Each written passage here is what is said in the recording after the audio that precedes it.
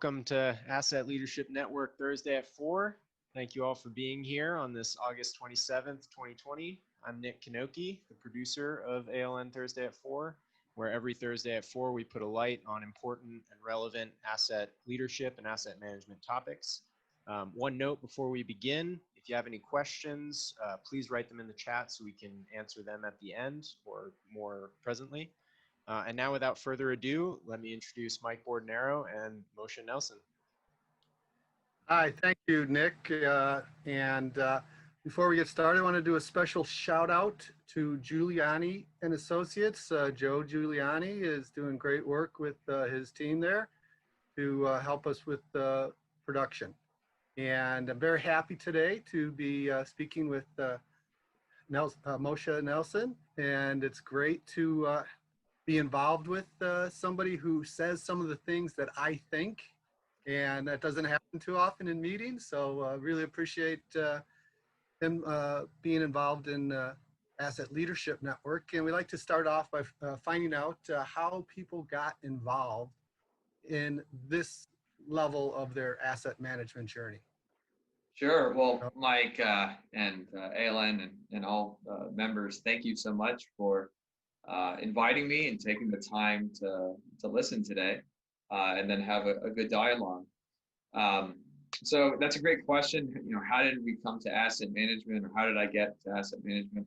And you know, quite frankly, I'm in management consulting. I'm a principal with Grant Thornton, and years ago, I was assigned to a client that, you know, within their asset management division, who had issues with their fleet program or the property program.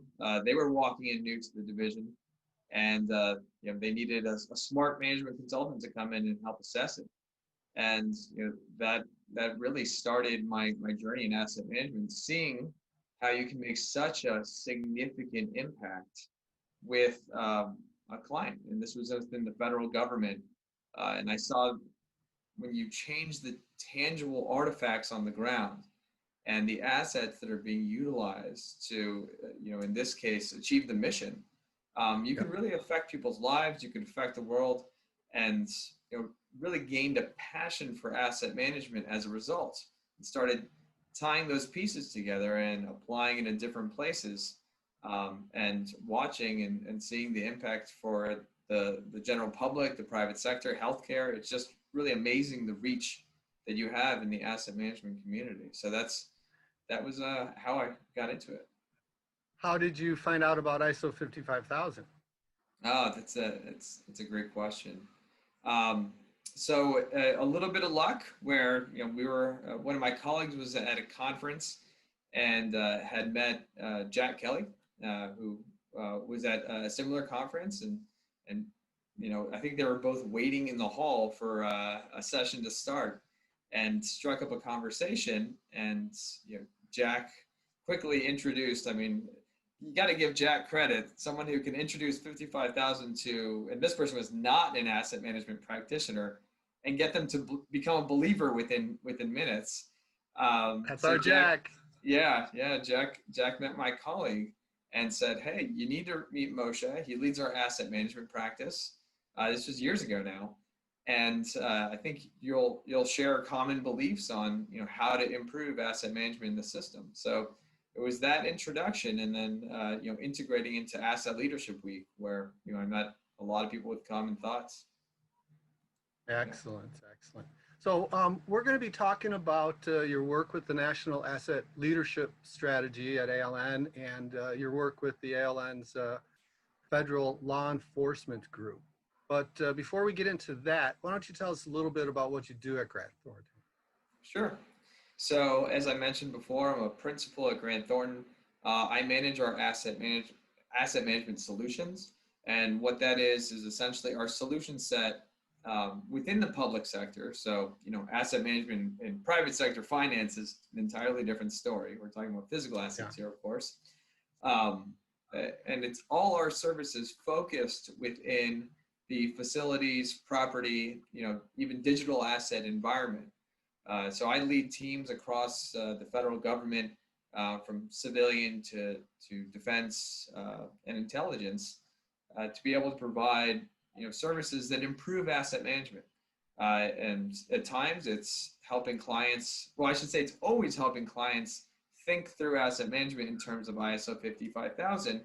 At times it's tactically helping them develop new technologies to better manage assets, data analytics, supply chain management, vendor management. So I oversee the development of our new solutions, our teams, and then ensuring that we can continuously serve our clients well and bring them the best services and across the federal sector.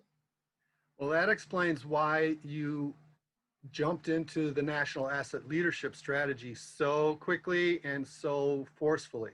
You understand its value. So why don't you explain to people how the national asset leadership strategy is developing now? There's quite a history, but where is it as of our meeting earlier today?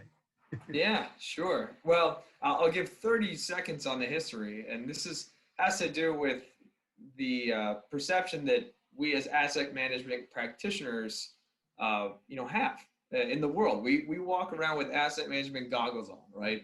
Wherever we go, we start to see things on how the assets are depreciating before our eyes or being invested in, right? We drive over a road and we're wondering how long it's been there, when the refresh rate is, so on and so forth.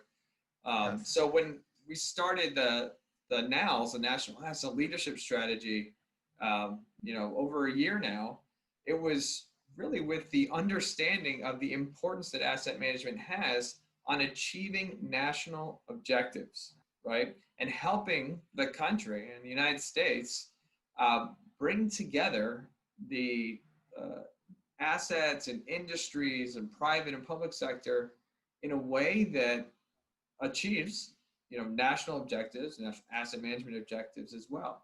So, our NALS 1 effort was about, launching ISO 55000 and its relationship with national asset management. It's really an educational process. And that was, I think, very successful. We had a great review from Bloomberg, and it was met with a lot of positive, reception at the Hill.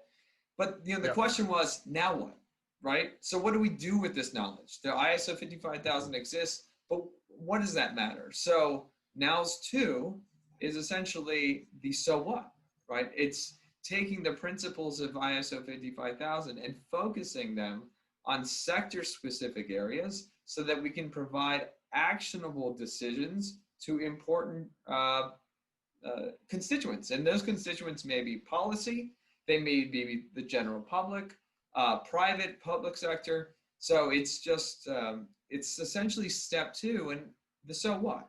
What do we do now knowing that ISO 55000 can make a significant impact on the national economy, on the health and safety of the United States, on disaster preparedness, right?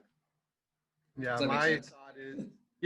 my thought is the strategy is on the big level, use ISO 55000 because that could be the national strategy wherever you can. Of course, that's too simple and clean, but the team is working to establish some of the key benefits, the main points, and then put together, compile the list of people who are actively doing this already, so that we can go to, like you said, all the different constituents, bring them that information.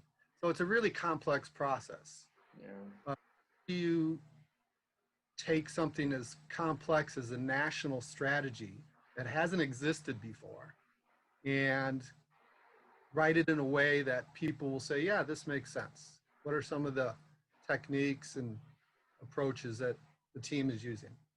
Yeah, I think the first part is making sure that we have a diverse constituency that's contributing to the development of national asset leadership strategy. So breaking it apart into focused areas like sectors, and then ensuring that there's representation from within that sector, whether it's academia, private sector, and public sector, is the first part, right? Identifying who are the right individuals that could provide input that matter, that will result in actionable decisions. You're going to say Anybody interested something? can send an email to info@assetleadership.net and put NALS in the subject line and we'll get you involved. That's right. Yeah. And then the next piece is creating that framework, really developing the questions that help guide a small user group or a team to impart their knowledge, right? Their perspectives on why it matters, why their sector matters, whether it's the energy sector or the water sector, and what is the need, right? That starting with that problem statement, what are the problems that exist within this sector? And I'll be talking about law enforcement, and we'll get into federal law enforcement. We'll get into that in a bit, and then determining how you can use the construct of 55,000 to be able to improve that sector. It's thinking in terms of the attributes of 55,000 with data, metrics, risk, vision, value, things of that nature. The ability to demonstrate how to spend money better. There's Right. actual mechanisms in there to show that we can use the resources that we have already and get more, maximize the value out of it. That's right. That's good. The NOWS is taking an important role in the Fall Forum Restructuring America, which will be starting in October. We'll have sector programs of 90 minutes for throughout October. You can also go to the website www.assetleadership.net to find out more about that. So how is NOWS helping shape the forum and guiding some of the discussion that will be occurring there? Yeah, well, I think what the NOWS is doing is allowing us to think beforehand of, what are the changes necessary, as we move into 2021, and, address institutional problems that have existed in the asset management environment, right, for some time. We're in a strategic pause. Well, I call it a strategic pause, but this is the big pause, right? With COVID-19, people are at an inflection point. And just naturally, due to the cyclical nature of administrations and changes, this is the time where no matter what political parties in the White House come 2021, you start over, right? There's another 4 years of executing upon a strategy. So at this point, if we're talking about the nows now and taking advantage of that strategic pause to think of how do we apply the best practices in 55,000 to line up any transition to be effective in 2021, then we're using time wisely, and I think effectively, given where we're at. Yeah, in just a second, we'll be talking about a sector, the federal law enforcement asset management sector. But let's give the viewers an example of a sector that could use a national strategy. We were talking today at our NOWS meeting about water, clean water, and everyone's familiar with Flint, Michigan. But not everybody realizes that Flint, Michigan is one of only thousands of municipalities in the country that has lead problems. That is clearly a national problem. And without a strategy for addressing this, there will be not as effective use of the resources. So the water sector, water and wastewater sector, will be addressing some of that. So why don't we talk a little bit about the federal law enforcement group that you set up, and then about how it's going to be a demonstration of, once there's a strategy, how does the sector respond? Yeah, well, late last calendar year, we were able to bring together stakeholders who, you know, at all levels of the organizations hadn't really been able to work with each other on the level that they wanted to, or they can, just due to time and institutional constraints of agencies. So, What kind of stakeholders? yeah, so we stood up a federal law enforcement asset management working group, and it's essentially asset management practitioners from across federal law enforcement agencies who Such are as? such as we had representation from uh, ATF, ICE, CBP, DHS, or rather, Homeland Security, Customs and Border Protection, Immigrations and Customs Enforcement, Alcohol, Tobacco, Firearms, Department of Justice, Federal Bureau FBI of too, Investigation. right? I'm sorry? FBI? Yes, FBI too. Yeah. So just so people understand the type of stakeholders. Okay. Yeah, and it's a diverse group of stakeholders with very different missions, even though they all, operate in a law enforcement environment between Department of Justice and Homeland Security, and as well as agriculture, right? Forest Service, Forest Service, I know has a law enforcement arm. And what we've done and what I've been able to see, being at Grant Thornton for 14 years and working in this environment, were common problems that existed, or that exist rather, for many of these organizations. And we coalesce them together so that practitioners at the same level can meet one another in an environment where we're discussing, asset management best practices. And we had speakers at our event, which were fantastic, that were able to bring real life examples, as well as show what technology, what's the evolution of asset management innovation that can be brought into the federal law enforcement arena, given the unique aspects of their missions. And one thing that's extremely unique for that the federal law enforcement asset management community has been facing is, for years, the idea of resiliency and agility, right? The lives, the operations of federal law enforcement agencies change, rapidly across geographies, across seasons, at any given time. So asset management, Wow. yeah, I mean, think about it. I mean, asset management has to be extremely dynamic to be able to respond to changes that are occurring, and those changes can be, based upon environmental factors like a hurricane.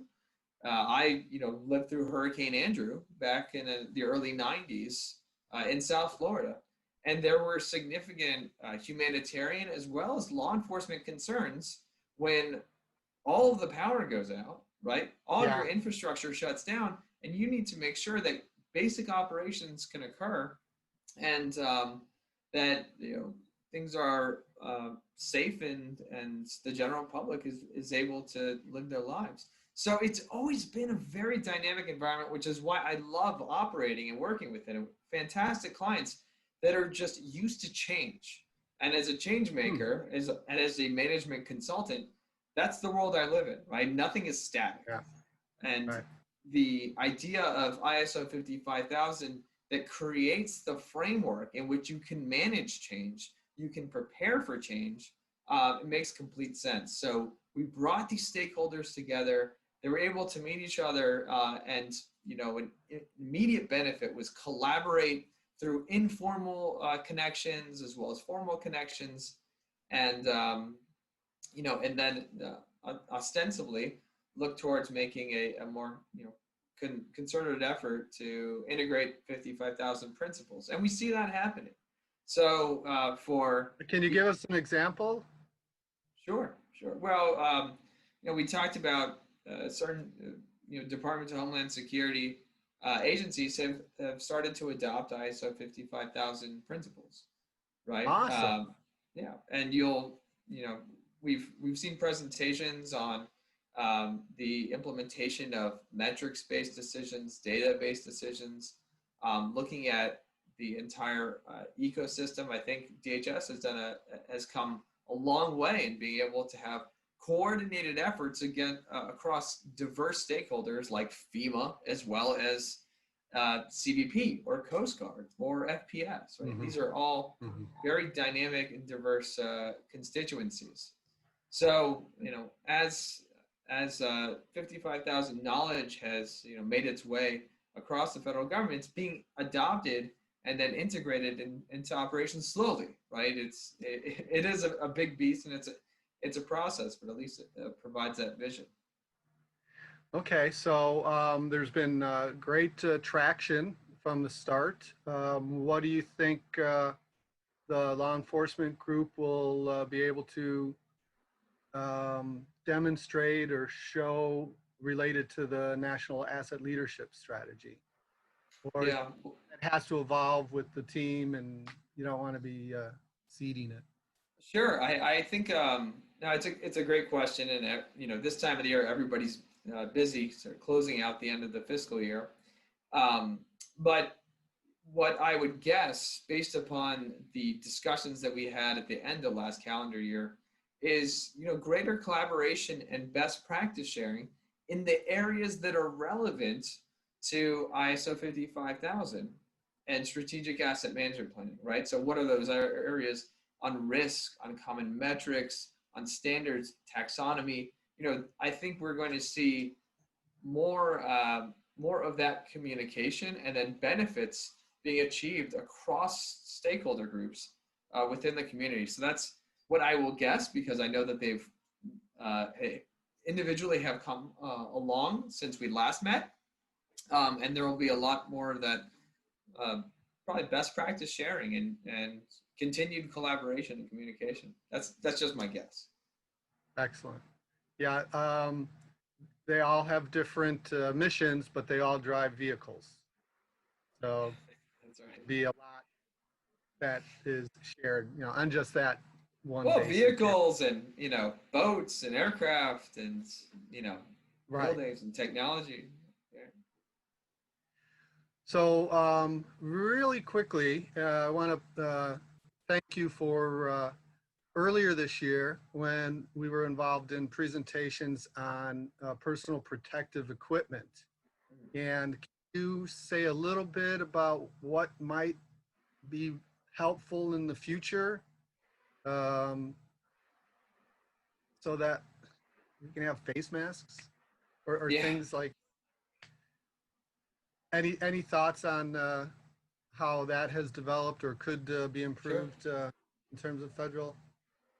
Yeah, I think, and I'll speak generally, even beyond federal, because I have seen a bit in the private sector, healthcare, as well as state and local.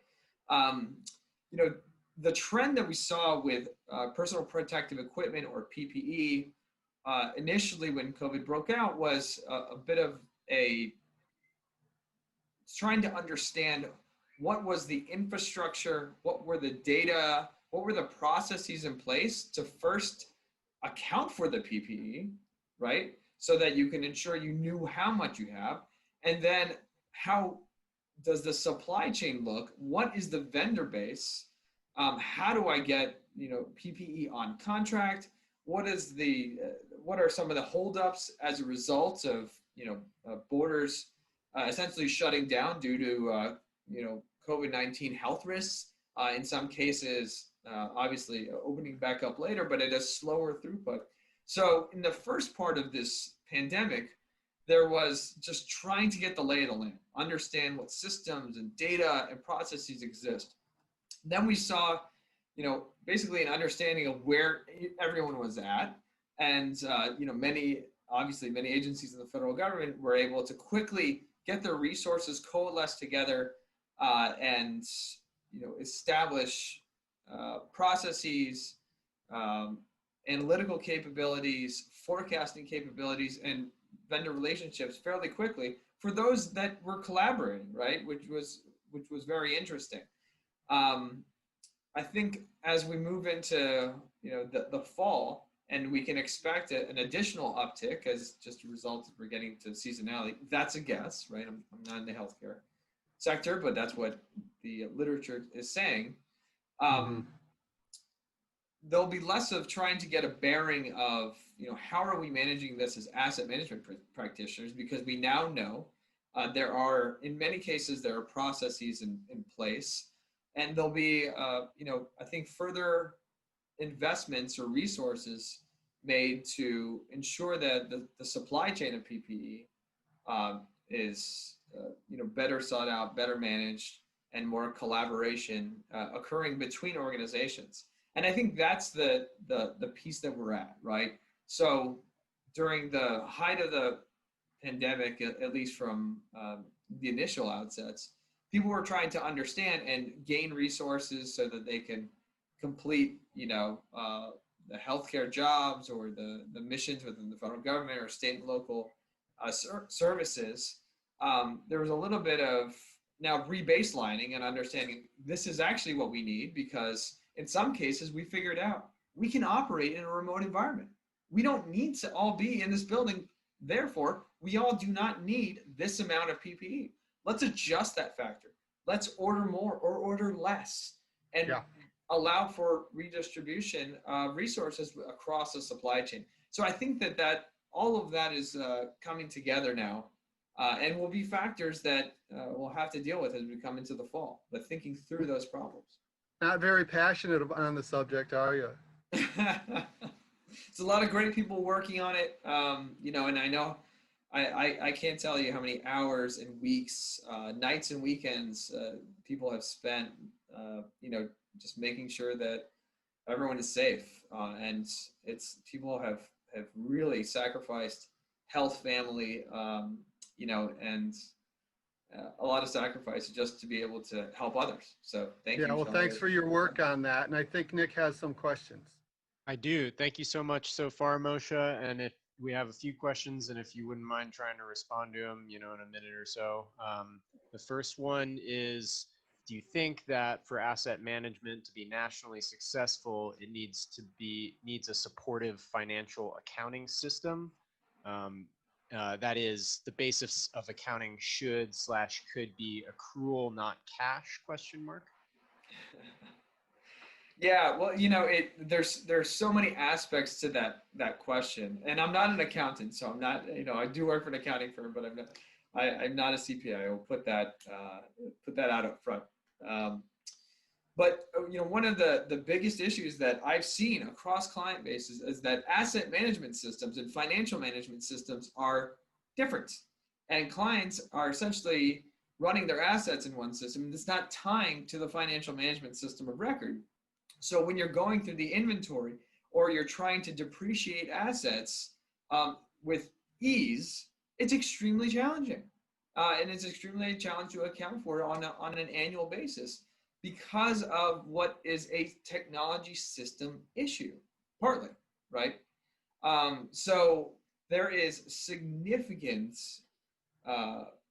opportunity to improve the accounting of assets based upon some technological improvements and standardization of systems in and of themselves, and the processes by which those systems exist. And I can tell you that money is poured into audit remediation efforts across the United States because of that fundamental issue of technological systems not talking to one another. So I think that this question also hits upon how the assets are being managed, and how asset management offices work with the finance offices, typically separate, to account for these assets on the books. And it's extremely challenging for many stakeholders who don't have that unified system. And I'm not plugging any specific software. There are great softwares out there. There are great systems. That alone does not solve it. The accounting is necessary to make it beneficial. And the processes in themselves, but we have to recognize the problem. Thank you so much for taking that question. And I just want to briefly say that our 30 minutes is up. So if people have to go, that's fine. But I'm going to stay and ask another question or two if that's okay with you, Moshe. Sure, of course.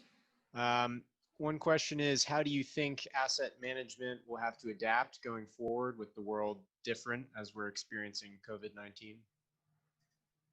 You know, I think that there is a rare moment where asset managers or people that work within asset management have the ability to shine during COVID-19. And it's one of the most, you know, beneficial things that I have done in my career has been during this period where we've been able to help through asset management practices, through 55,000, through our knowledge of infrastructure and analytics, field PPE, for example, to the places that need it most at the time that they need it.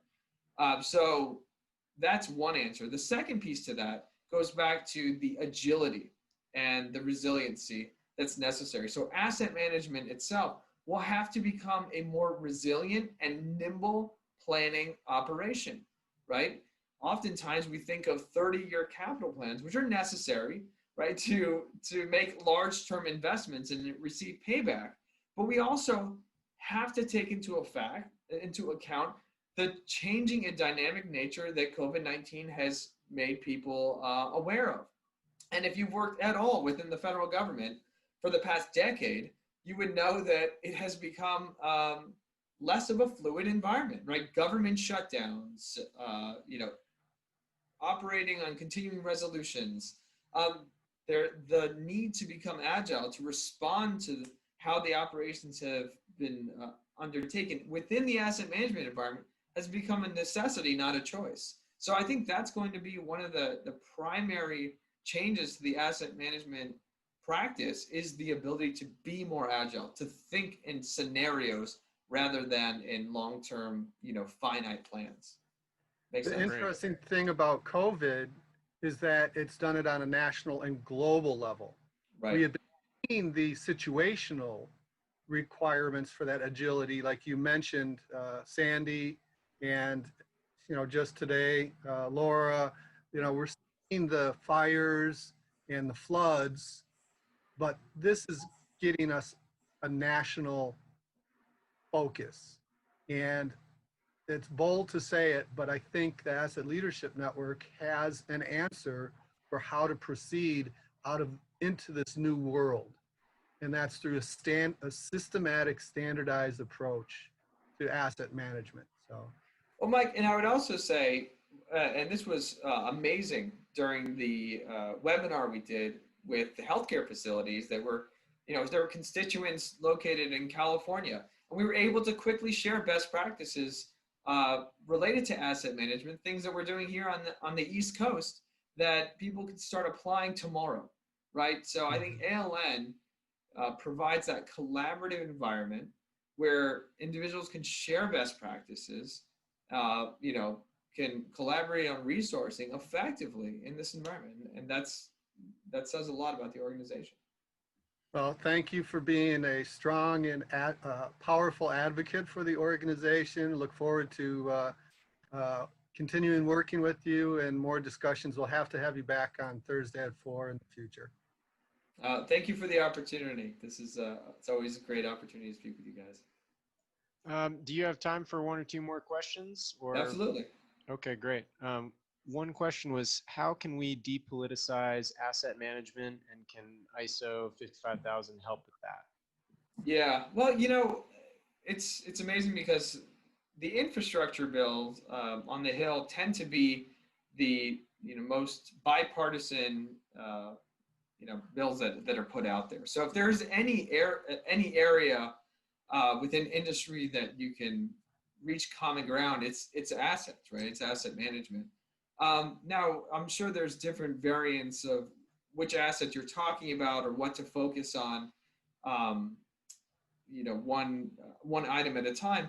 But I think that the work through the National Asset Leadership Strategy, the NALS, where we're talking about how do you put a prioritization methodology in place that is not based upon, necessarily subjective measures, and those can be political or they can be otherwise, but based upon what's necessary to achieve national objectives, that's how you get to a nonpartisan approach. And it's it's putting that accountability, that methodology in place where you eliminate the subjectivity.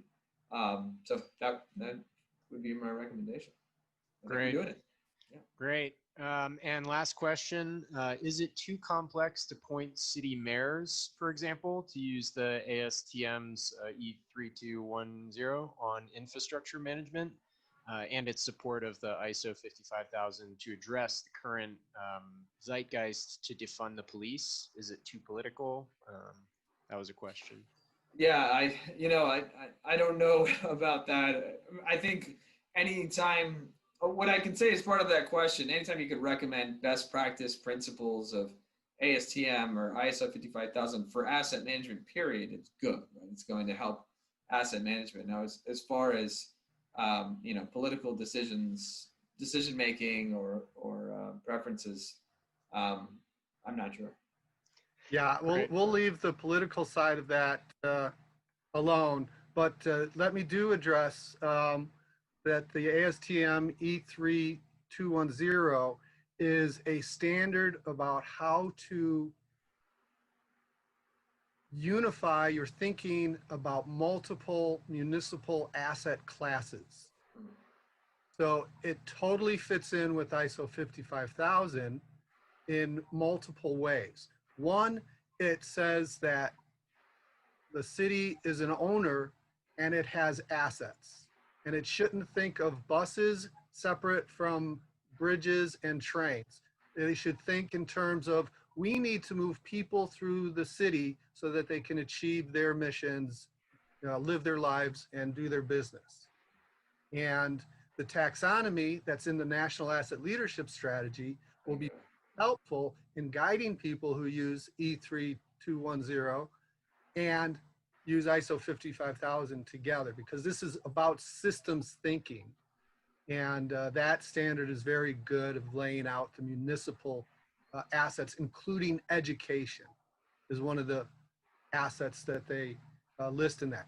Not the buildings, but education of the people. So that's being spearheaded by ALN Senior Fellow Marty Rowland, who's really far advanced in thinking about complex things that many people can't even get their heads around. Yeah. But, thank you, Marty. Yeah, go Marty. Well, we're out of questions and out of time, so I just wanted to share this screen again. Moshe Nelson, thank you so much for being here. And again, I don't know if I said this initially, but these are our organizational members. This wouldn't be possible without them. Thank you all so much for coming and being here today. If you want to continue any of these conversations, feel free to reach out to us personally or email us at webinar@assetleadership.net.